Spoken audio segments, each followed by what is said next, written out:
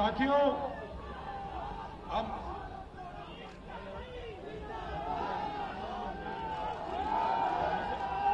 मैं सभी साथियों दरख्वास्त करता हूं कि सभा के बाद आप लोग इस तरफ से जाएंगे, हम लोग यहां से निकलेंगे।